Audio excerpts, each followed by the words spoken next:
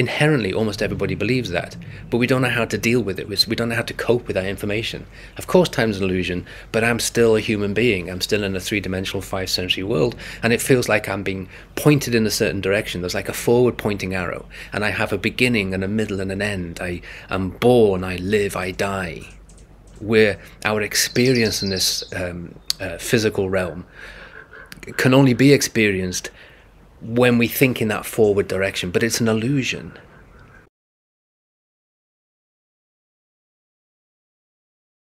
This is Trevor G. Blake, and this is a continuation of the science of intentions. And in this short video, I'm going to talk about one of the 5 P's, and this is the P that stands for present tense or past tense. So in order for an intention to work based upon science, this is the science of intentions, not a belief system or anything like that.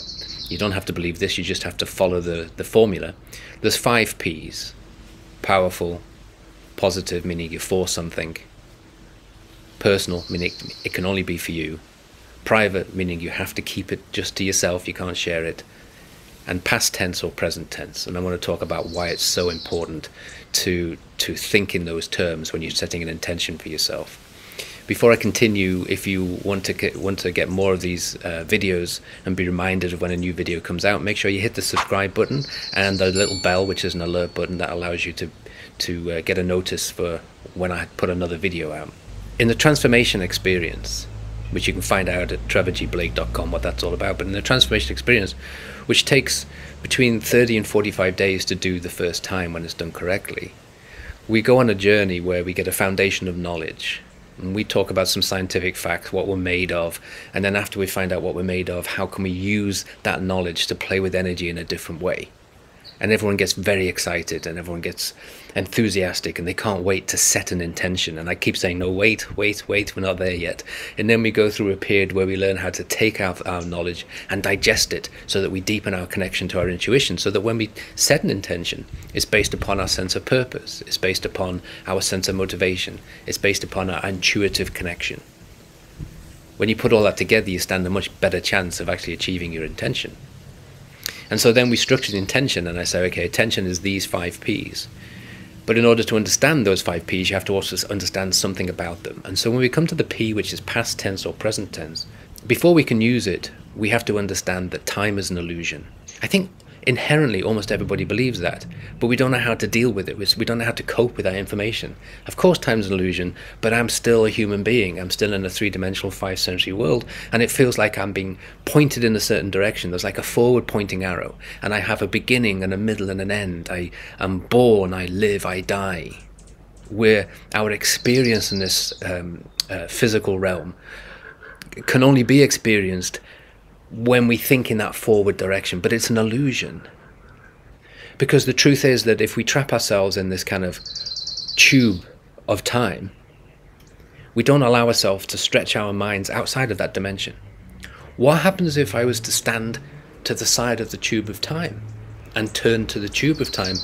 I would see all of time.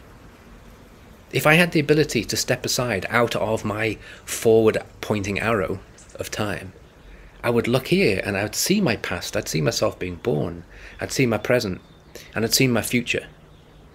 And you might think at that point, or does that mean that it's fatalistic? No, because I can say, I either like or dislike that future. And I can step back into my funnel of time or my tunnel of time, and I can change something in the present that will affect what the future then looks like, that also affects what the past was like. And then I can step outside again and I can look and go, oh, I did that.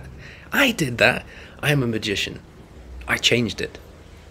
And that's the beauty of the illusion of time, is that we can change our behavior and our thinking in the present in order to affect what happens in the future. And so we use it with intention setting just that way. These are facts. This is science. It's irrefutable. It's pretty hard to scramble in your brain. It's pretty hard to get our heads around it because we're three-dimensional, five-sensory, forward-pointing beings. But the truth is that if we could be a different type of being and step aside, we'd see it for the illusion it is. And so using that, what we can do is we can use our imagination and we can put ourselves at the end of this life and say, or this goal or this intention, and we can say, that's what I want to experience, but I want to experience it now. And so we start to think and talk in past tense. So instead of saying, one day I can and I will be financially independent, what you're going to get, because thoughts are little bullets, they give you what you think about. So if you think about one day, it will always be one day. It will always be slightly ahead of you, and you have a life of frustration. And if you use words and things like, I can and I will, I hope, I wish, wouldn't it be great? It's always going to elude you. And so we are very clever about that with intentions, the science of intentions. And everyone in the transformation experience is very careful about how they think and how they talk about that which they want. And so they will say, I am a multimillionaire. I did this. I won an Oscar for best-selling screenplay or something like that, as if it's already happened, even though it hasn't yet. And when we do that, we create this magic element whereby time kind of concertinas and almost curls in on itself, and it comes to us right now.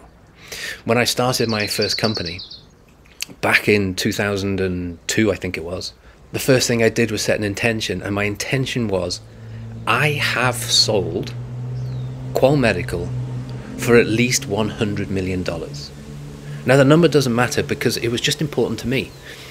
I'd been told that I was incapable of being a business guy. I was told that I wasn't good enough, that I wasn't smart enough, that I didn't have the right education, the right training. And I remember the person who told me that, he was my boss, he was the CEO, and he looked me in the eyes and says, Trevor, you're not good enough to be boss of your own company. And he meant it, believed it. And it infuriated me. So in my business at the time, 100 million was a milestone. If you got to 100 million, that meant you'd made it in that business. And so I set that intention. I have sold Qual Medical for at least $100 million. And I set it before I even started the company. I had $200 to my name that I could invest. I registered my idea as a limited liability company. That was how I started. 6 years later, I sold that company for $105.5 million. And I was able to go to that person. We're still friends. But I was able to say, see, I told you so. Because at the time, that was important to me. It's not important now. I have other motivations and other senses of purpose to do other things, and I have other much bigger intentions. But my point is that I set the end result at the beginning, start at the end. I use that very important P in the 5 Ps of the science of intentions: past tense or present tense. Subtle difference.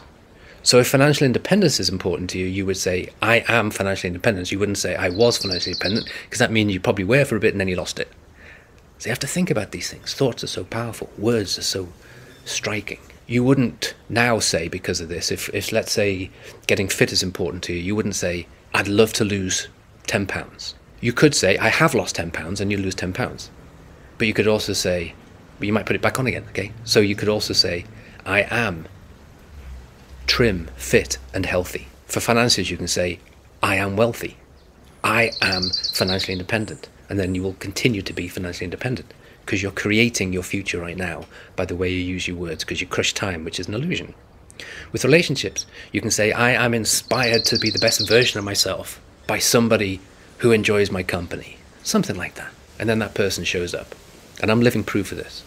If you follow Transformation, if you follow any of my memberships, the Guild or the VLSE, I've talked about this all the time. I've talked about it live time, how I decided to create this life that I have, both the finances, the making an impact in the world, having so much fun doing that, and then also the relationship side of it. I created it with the way I thought and the way I speak, and I did it using the 5 Ps, and although they're equally important, perhaps the subtle secret in all of it is the past tense, present tense. The way we think, the way we talk makes all the difference, because time's an illusion.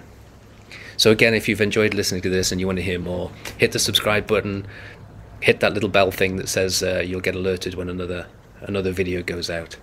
Use the past tense, present tense, use all the 5 Ps, and use it to make a positive impact in someone's life, to have fun doing it, and to share in all the rewards, material and otherwise, that come naturally as a result of setting that energy and flow.